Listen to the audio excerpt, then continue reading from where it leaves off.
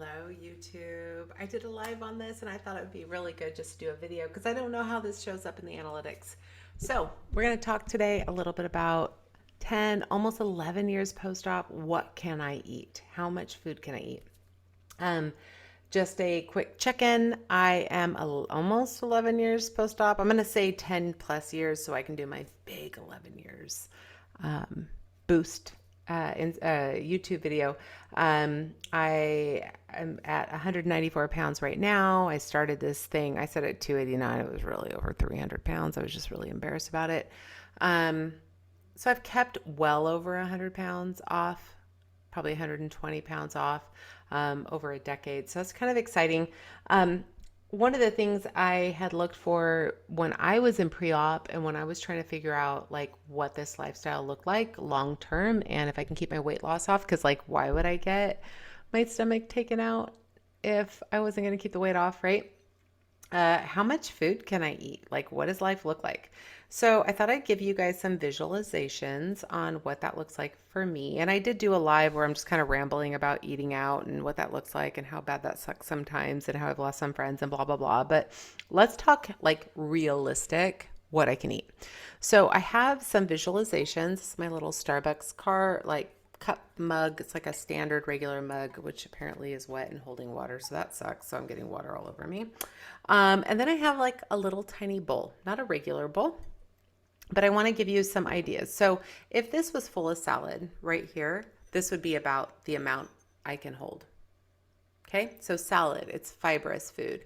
If it was full of meat, like chicken, steak, tri-tip, which I know is steak, pork, anything like that, probably this.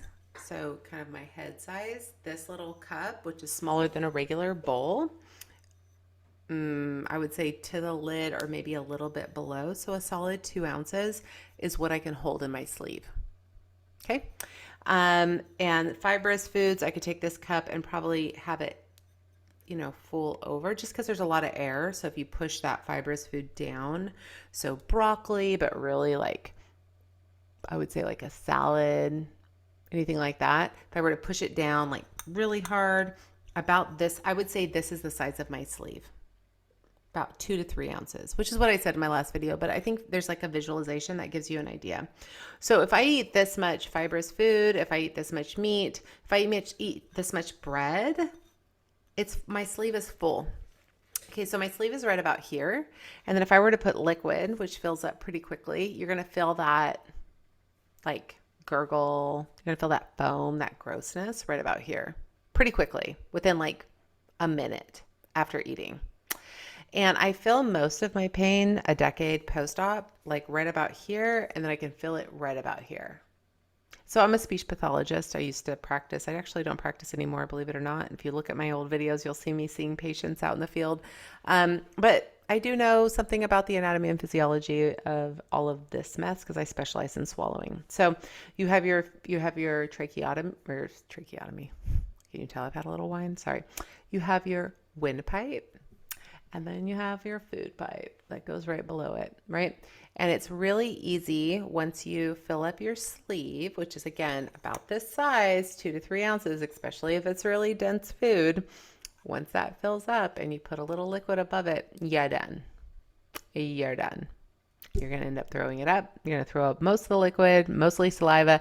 And fun fact, you fill this up and then you feel like that kind of fullness here and you're like, oof, I'm feeling it because it's, again, if you want to get into anatomy and physiology, the esophagus fills up and it'll spill over into your tracheotomy. What is it with me with tracheotomy? Sorry. Your trachea into your windpipe. And that's where you start getting that gagging reflex, which will stimulate vomiting. You produce saliva when you eat and drink. That saliva goes down into your food pipe. That continues to fill it up. So you can eat and drink and be like, I'm done. I feel it. Yeah, done. And then you keep filling it up because you have saliva.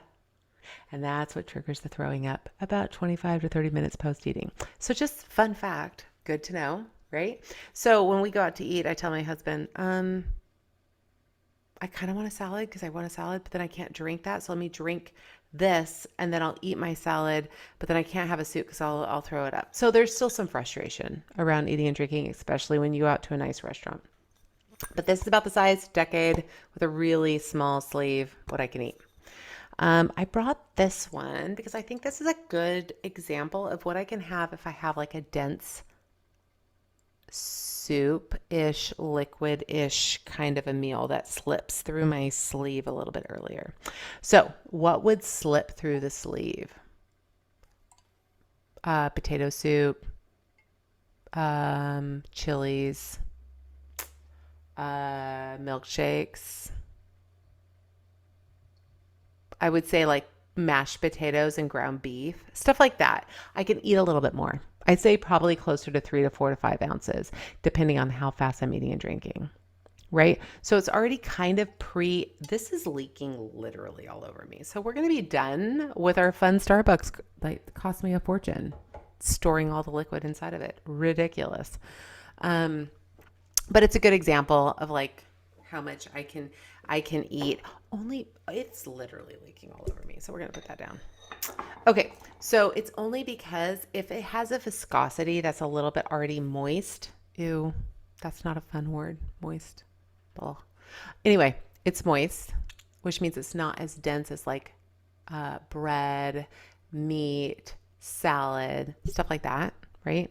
So it's a little bit slippery. It'll slip through your sleeve, aka your stomach. Okay, so then it's already kind of moving its way down into your large and small intestines, because if you've had the vertical sleeve gastrectomy and you don't have any like actual rerouting with our large and small intestines, then it's going to slip through and then you can keep eating. And that's how we gain weight again post-op, which kind of sucks because I've been up to as high as 206, 208 recently, like a month ago. I'm down to 194 right now, but because I'm using my sleeve and I'm like, okay, let's use this as a tool. Let's eat better, stuff like that. So I can eat more about this, like avocados, like I said, soups, slippery foods. They slip through our sleeve. Got to be careful with those because guess what else slipped through our sleeve? That would be ice cream. That would be milkshakes. Those are not healthy foods. That would be alcohol. That would be sodas. That would be, what are some other fun slippery foods that go through our sleeve that we can eat more of and probably shouldn't? But like sometimes we do need to get some more calories in, some more proteins in and things like that. So if you're pre-op and you're looking at this like, oh my gosh, wait, you can't eat an entire like 12-ounce thing of steak? No, yeah, I can't. You definitely can't eat that. And the biscuits that came with it and the mashed potatoes and the drink and all the vegetables. Like there's just no way. So like I'll eat very often off the child's plate, or like it's terrible with my kids. My kids are older now. If you watch some of my earlier videos, my kids were like 2 years old. Now they're like 12 and 14. They'll all order foods and I'll tell the waitress, I had weight loss surgery. I am not even going to eat this. And I want to eat like a few of the chips and salsa, or want to eat the guac, or I'm going to get a tortilla soup, or I'm going to get something like that. Or I'm just going to get a side of mashed potatoes and gravy, which is not good weight loss food, by the way, fun fact. And I talked a little bit in my live about like always making excuses, which I think is kind of silly that I have to do that.